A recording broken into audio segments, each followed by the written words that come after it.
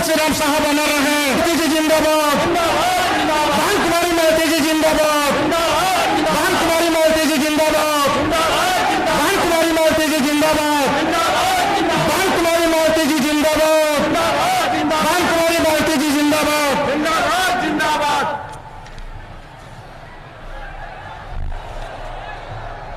साथियों, बहुजन समाज पार्टी के तत्वाधान मान्य बहन जी का स्वागत करने का काम करें। मान्य बहन कुमारी मालती जी जिंदाबाद, मान्य बहन कुमारी मालती जी जिंदाबाद।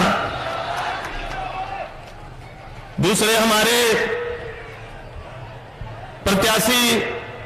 भाई नदीम जी जो डुमरियागंज के प्रत्याशी हैं, आप मान्य बहन जी को तथागत गौतम बुद्ध की प्रतिमा भेंट करके स्वागत करने का काम करें। मान्य बहन कुमारी मालती जी जिंदाबाद, मान्य बहन कुमारी मालती जी जिंदाबाद। लोकसभा संत कबीर नगर के प्रत्याशी भाई श्री नदीम अशरफ जी और उनके भाई मोहम्मद दानिश जी, आप मान्य बहन जी को तथागत बुद्ध की प्रतिमा भेंट करके स्वागत करने का काम करें। मान्य बहन कुमारी मालती जी जिंदाबाद, मान्य बहन कुमारी मालती जी जिंदाबाद, बहुजन समाज पार्टी जिंदाबाद। साथियों, मैं निवेदन करूं मान्य बहन जी को हम सबको संबोधित करने के लिए, उससे पहले मैं चाहूंगा कि आप सब दोनों हाथ उठा करके जोरदार नारा लगा करके मान्य बहन जी का स्वागत करने का काम करें। मान्य बहन कुमारी मालती जी जिंदाबाद, मान्य बहन कुमारी मालती जी जिंदाबाद। अब मैं बड़े ही आदर और सम्मान के साथ निवेदन करूंगा कि मान्य बहन जी पोडियम में आए और हम सबको संबोधित करने की कृपा करें। आदर।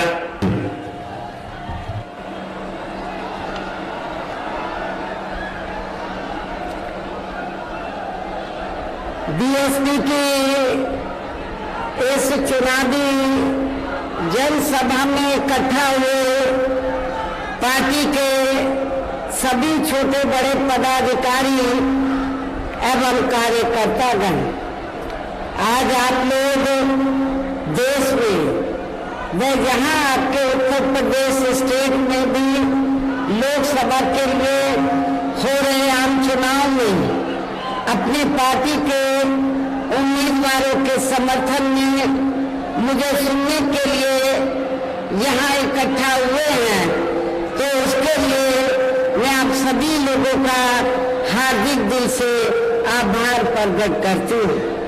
वैसे आप लोगों को ये विदित है कि हमारी पार्टी कांग्रेस, बीजेपी व अन्य किसी भी विरोधी पार्टी तथा गठबंधन आदि के साथ मिलकर नहीं, बल्कि अकेले ही अपनी पार्टी के बलबूते पर पूरी तैयारी व दमदारी के साथ ये चुनाव लड़ रही है। इसके साथ ही हमने टिकट बंटवारे के मामले में भी सर्व समाज के लोगों को उचित भागीदारी दी है, जिनको कामयाब बनाने के लिए अपनी पार्टी के लोग पूरे जी जान से लगे हैं। आप लोगों को ये मालूम है कि आपके बस्ती मंडल में मुस्लिम आबादी काफी ज्यादा है, तो मुस्लिम आबादी को ध्यान में रखकर हमने संत कबीर नगर जो लोकसभा की सीट है और डुमरियागंज लोकसभा की सीट से हमने मुस्लिम समाज के कार्यकर्ता को, पार्टी के सिपाही को, कार्यकर्ता को यहाँ से अपना प्रत्याशी बनाया है। और आपके इधर बस्ती लोकसभा की सीट में अति पिछड़े वर्ग का वोट काफी ज्यादा है, इसलिए हमने यहाँ कुर्मी समाज के अपने कार्यकर्ता को यहाँ अपना प्रत्याशी बनाया है। हालांकि आज यहाँ आपकी इकट्ठा हुई अपार भीड़ व भीड़ के जबरदस्त जोश को भी देखकर अब मुझे भी ये काफी हद तक भरोसा हो गया है कि पिछली बार की तरह इस इस बार भी आप लोग अपने प्रदेश से या लोकसभा आम चुनाव में अपनी पार्टी का बेहतर रिजल्ट जरूर लाएंगे। इसके लिए मैं आप लोगों का ध्यान कुछ जरूरी बातों की तरफ दिलाना चाहती हूँ और इस संबंध में विशेषकर मैं कांग्रेस, बीजेपी व इनके अन्य सभी सहयोगी दलों के बारे में ये कहना चाहूंगी कि आजादी के बाद शुरू में केंद्र व देश के काफी राज्यों में भी ज्यादातर सत्ता यहाँ कांग्रेस पार्टी के ही हाथों में केंद्रित रही है, किंतु इनके अधिकांश मामलों में रही गलत नीतियों एवं गलत कार्य प्रणाली आदि की वजह से फिर इस पार्टी को केंद्र में काफी राज्यों की भी सत्ता से बाहर होना पड़ा है तथा यही स्थिति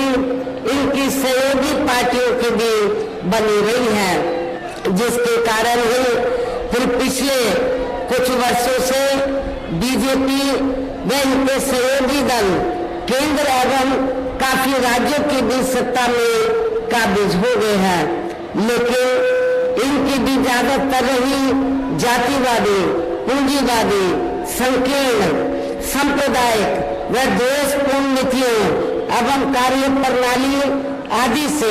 तथा इनकी कथनी व करनी में भी काफी अंतर होने की वजह से अब ऐसा लगता है इस बार ये पार्टी भी यानी कि भारतीय जनता पार्टी भी केंद्र की सत्ता में आसानी से वापस आने वाली नहीं है, बशर्ते यदि ये चुनाव इस बार फ्री एंड फेयर होता है, पूरे तौर से फ्री एंड फेयर होता है तथा आम चर्चा के मुताबिक वोटिंग मशीनों में भी कोई गड़बड़ी आदि नहीं की जाती है और वैसे भी इस बार चुनाव में इनकी कोई भी पुरानी व नई चल रही नाटकबाजी, जुमलेबाजी व गारंटी आदि काम में आने वाली नहीं है, क्योंकि अब देश की जनता काफी हद तक इस बात को समझ चुकी है कि इनकी पार्टी ने अब तक देश के विशेषकर गरीबों, कमजोर तबकों, मध्यम वर्गीय एवं अन्य मेहनतकश लोगों को जो इन्हें अच्छे दिन दिखाने के असंख्य प्रलोभन भरे वायदे किए हैं तथा अनेकों हवाई व कागजी गारंटी आदि भी दी है, तो उनका जमीनी हकीकत में अभी तक इन्होंने लगभग 1/4 हिस्सा भी कार्य पूरा नहीं किया है।